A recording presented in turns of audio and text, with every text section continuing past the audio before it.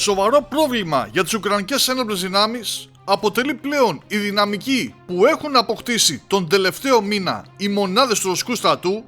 και ειδικότερα τις ομάδες δυνάμεων βόρεια που επιχειρούν στο Σούμι και στο Χάρκοβο,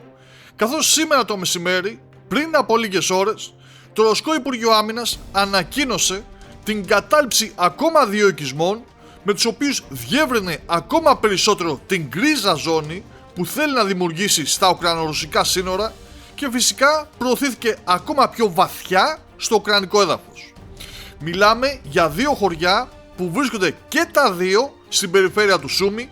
με το πρώτο να είναι το Ριάσνε, νοτιοανατολικά της Κρασοπόλ,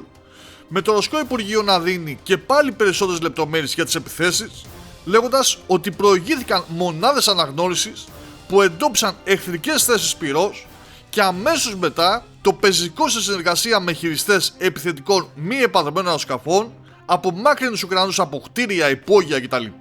Που είχαν βρει κάλυψη, ενώ και οι δυνάμεις του ρωσικού πυροβολικού έβαλαν με σφοδρά πυρά κατά κέντρων ελέγχου UAV και συστημάτων επικοινωνίας. Οι Ουκρανοί προσπάθησαν να στείλουν εφεδρείες για να ξεφύγουν από τη μοίρα που τελικά τους περίμενε, αλλά αυτό δεν κατέστη τελικά δυνατόν, αφού οι Ρώσοι τους προκάλεσαν βαριές απώλειες και αναγκάστηκαν να υποχωρήσουν.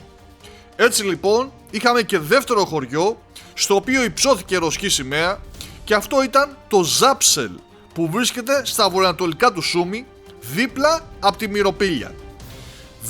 2-1 λοιπόν σήμερα για τους Ρώσους, που συνεχίζουν ακάθεκτοι να προχωρούν στο Σούμι και στο Χάρκοβο, καθώς την ίδια στιγμή μάλιστα έχουν περάσει σχεδόν 24 ώρες από την ανακοίνωση που εξέδωσε το Ρωσικό Υπουργείο Εξωτερικών για εκένωση του Κιέβου.